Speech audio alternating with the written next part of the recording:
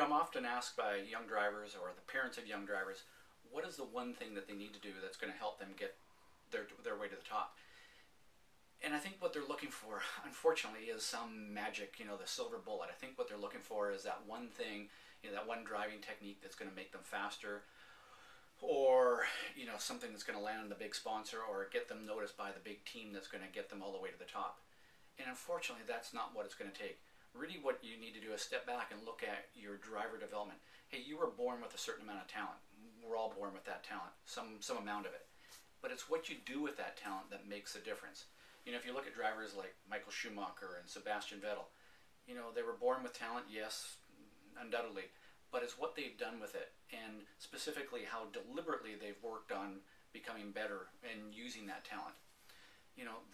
Some would say that guys like that, Schumacher and Vettel, have actually worked harder at developing their talent than anybody else has, and that's why they are where they are today.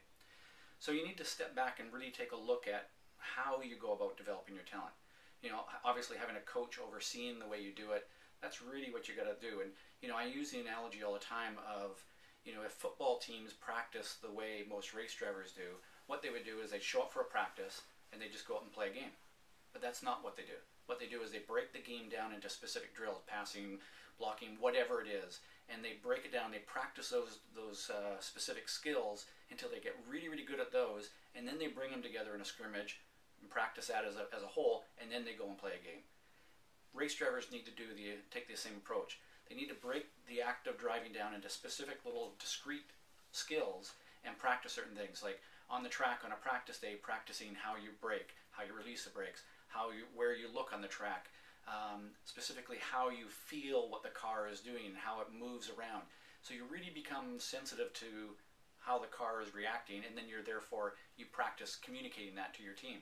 So that's what a coach can do, and that's why working with somebody like G-Force or a Miguel team, where they can help you develop the talent that you were born with, that's going to take you to the top. It's not going to be the biggest sponsor. Hey, it can't hurt.